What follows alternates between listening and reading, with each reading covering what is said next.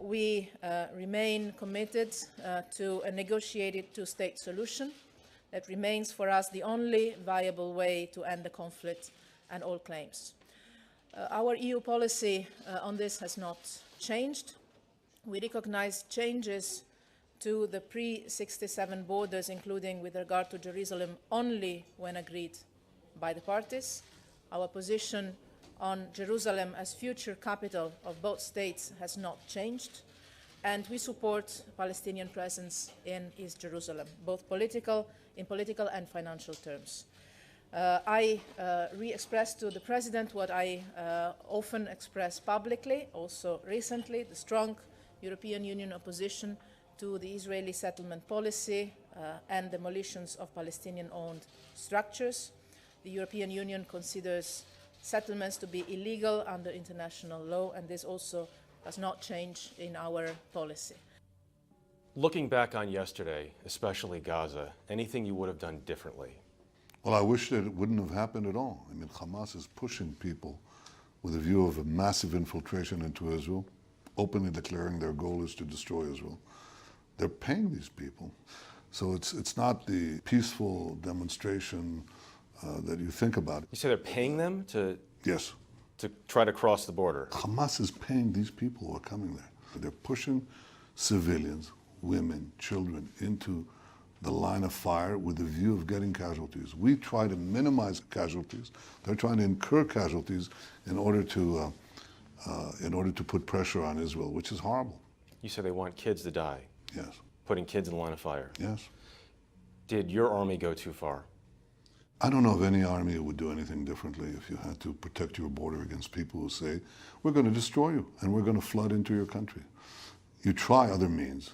You try all sorts of means. You try non-lethal means, and they don't work, so you're left with bad choices. It's a bad deal. You know, you try and you go for below the knee, and sometimes it doesn't work, and unfortunately these things are avoidable. If Hamas had not pushed them there, then nothing would happen. Your own army chief says that Gaza could be on the verge of collapse. Could get even worse. Yeah. If that happens, what happens next? What do you do? Well, first of all, let's understand why it's on the verge of collapse. Because the Palestinian Authority, which is in Judea, Samaria, the West Bank, has stopped giving them money. The money that they normally gave them, they stopped giving them. So they're in a financial crisis. So having received less money and taking the money that they have to their terror machine and to the stuff that they were doing yesterday, that's why Gaza is in crisis. Will you target Hamas leaders at this point? We don't think that anyone is immune if they dispatch terrorists to kill us. Do you see yourself under any circumstance talking to Hamas? As long as they seek our destruction, what am I going to talk about? I mean, if somebody said, could you talk to Al-Qaeda? Would you have discussions with bin Laden? About what?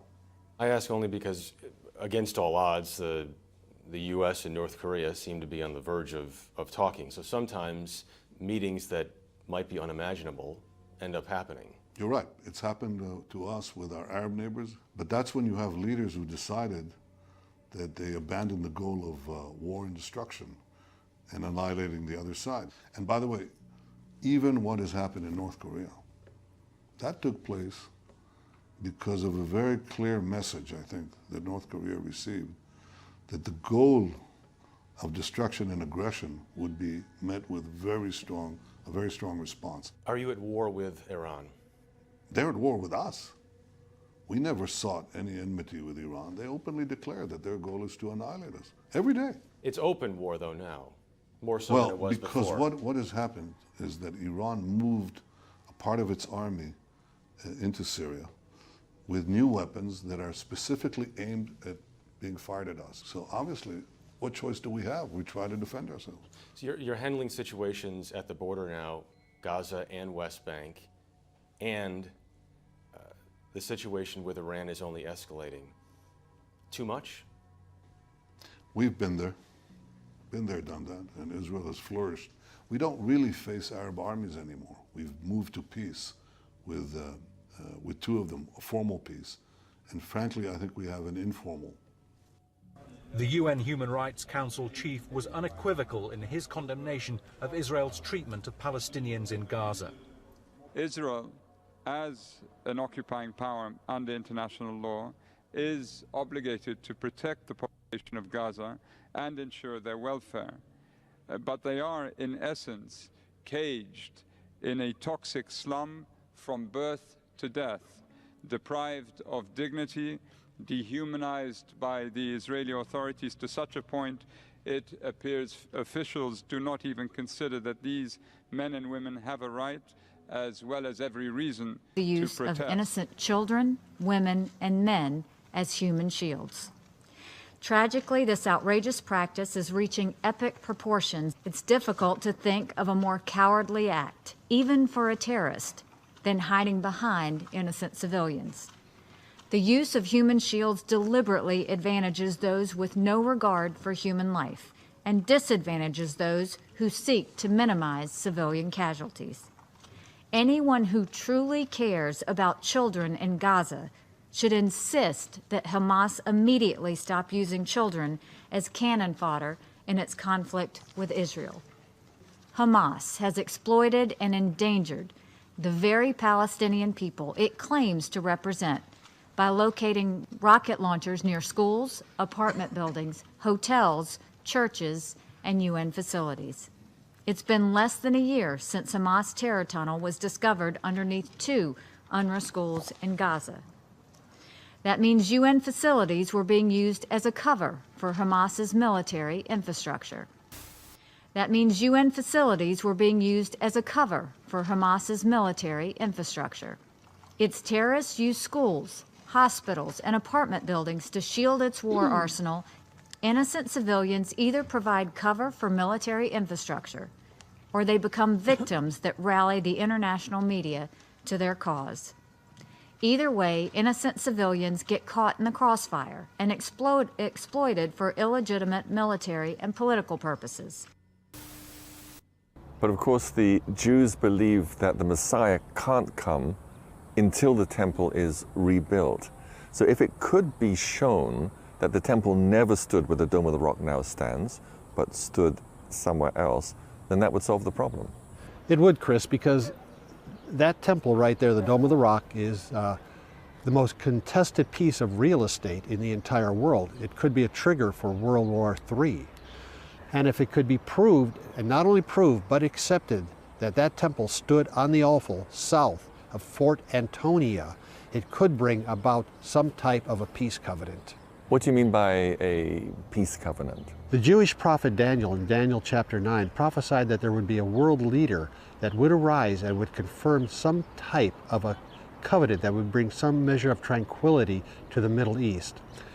Even now, as wars are raging in Yemen, Libya, Syria, Iraq, Saudi Arabia is involved, this would bring about some measure of peace to this situation. And it would then also allow the Jews to rebuild their temple and begin their animal sacrifice once again.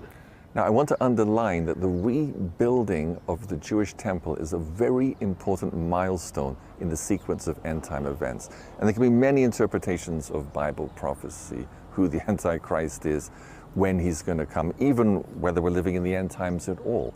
But when the Jewish temple is rebuilt, then we know for sure that we're in the last 7 years. And we lock in to a very definite sequence of events as foretold in the books of Daniel, Revelation, and many other prophetic passages in the Bible. Yes, the temple's very significant in end-time Bible prophecy. It's where the Antichrist finally declares that he is God, tries to bring about the end of the worship of the true God. It's also where he places what is known as the abomination of desolation, spoken of by Daniel the prophet and quoted by Jesus in Matthew 24. This abomination of desolation, or the image of the beast, as John calls him in the book of Revelation, do we know what it is, or what it's likely to be?